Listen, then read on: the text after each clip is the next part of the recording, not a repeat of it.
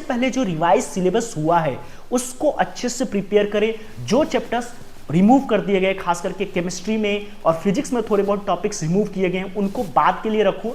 और जो रिवाइज कर दिया गया है उस पर सबसे पहले आपका प्राइम फोकस होना चाहिए कि फॉर्मूला बुकलेट का बना के रखना बहुत ज़्यादा जरूरी है। एक्सरसाइज 1 और PYQ करके रखना मस्ट इंपॉर्टेंट है। तो ये तो मिनिमम बेयर रिक्वायरमेंट है जिसके बिना आपको जेईई अगर कहीं पे ऑल इंडिया लेवल पे मॉक टेस्ट सीरीज शुरू हो रहा है तो प्लीज़ उसको ज्वाइन करें, बिकॉज वही आपको बताएगा कि आपकी क्या कमियां हैं। बिकॉज जो कुछ पढ़ना था आपने ऑलरेडी पढ़ लिया, पढ़ने का टाइम बहुत ज़्यादा नहीं है, लेकिन अब आपको एनालाइज करने का, अब आपको अपनी गलतियों को देखने का टाइम है कि हम कहाँ पे गलती कर रहे हैं, और उसका एकमात्र इलाज होता है पेपर दें और पेपर।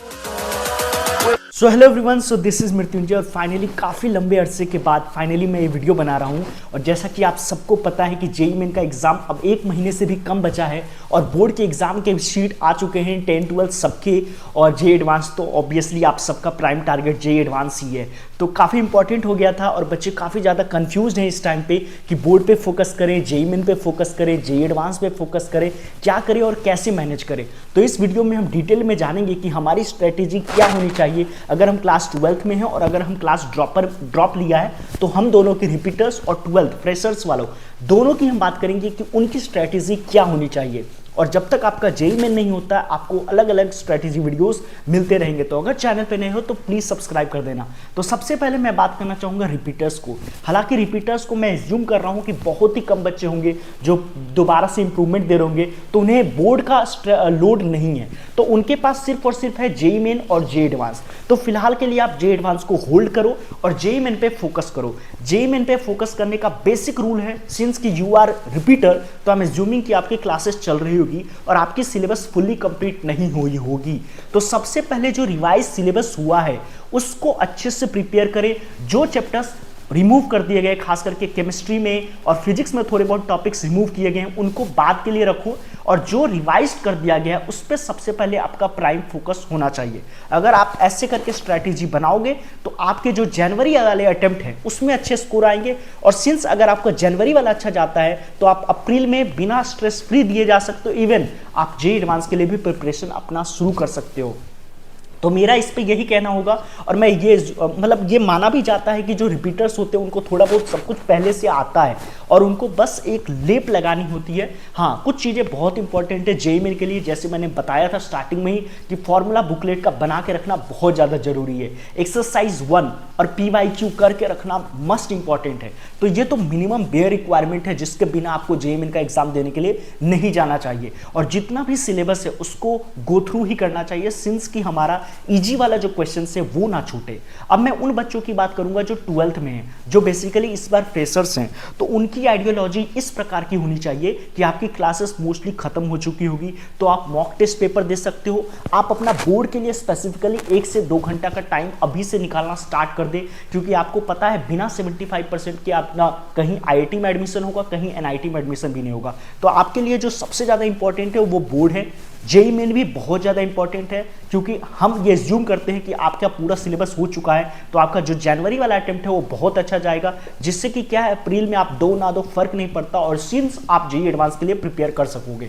तो जो 12th वाले हैं उनको बोर्ड के लिए टाइम निकालना है, और बोर्ड का, जेईई मेन का और जेईई एडवांस का तीनों का पैटर्न बिल्कुल अलग है। तो ये कोई नहीं कह सकता है कि मैं तो जेईई एडवांस का प्रिपेयर कर रहा हूँ बोर्ड निकाल ही दूंगा। आपको पता है कितने सारे ऐसे बच्चे हैं जिनका IIT में हो गया है और बोर्ड में 75% से चूक जाते हैं, क्योंकि उसमें डिटेलिंग में लिखनी होती है। कुछ सब्जेक्ट्स भी एक्स्ट्रा होते हैं, लाइक इंग्लिश, हिंदी, आप देख लेना। तो मेरा ये कहना होगा कि आपको पूरा आइडियोलॉजी करना पड़ेगा, पेडागोजी आपको सेट करना पड़ेगा कि मुझे बोर्ड के लिए टाइम निकालना है, मुझे जेईई मेन का अगर फॉर्मूले याद करना है तो उसके लिए टाइम निकालना पड़ेगा, अगर मुझे जेईई एडवांस में डीप डाउन करना है किसी कॉन्सेप्ट में तो उसके लिए अलग से टाइम निकालना पड़ेगा। And it's high time, because JEE main में मुश्किल से 1 महीने भी नहीं बचे हैं, और एडवांस मतलब बोर्ड्स में भी अगर मैं बात करूं तो 1.5 महीना मुश्किल से बचा है। तो आपको बहुत ही ज़्यादा अवेयर होकर के आपको पूरा का पूरा एक टाइम फ्रेम सेट करके आपको कंसिस्टेंटली काम करना पड़ेगा। यहाँ पे बहुत ज़्यादा जरूरी होगा मॉक टेस्ट पेपर का। आप जिस भी कोचिंग में पढ़ते हो, अगर कहीं पे ऑल इंडिया लेवल पे मॉक टेस्ट सीरीज शुरू हो रहा है तो प्लीज़ उसको ज्वाइन करें, बिकॉज वही आपको बताएगा कि आपकी क्या कमियां हैं। बिकॉज जो कुछ पढ़ना था आपने ऑलरेडी पढ़ लिया, पढ़ने का टाइम बहुत ज़्यादा नहीं है, लेकिन अब आपको एनालाइज करने का, अब आपको अपनी गलतियों को देखने का टाइम है कि हम कहाँ पे गलती कर रहे हैं, और उसका एकमात्र इलाज होता है पेपर दे, और पेपर देने से ज़्यादा इंपॉर्टेंट होता है कि पेपर को एनालाइज करना, because if you are analysing the paper तो आपके बहुत ज़्यादा अच्छे मार्क्स आएंगे।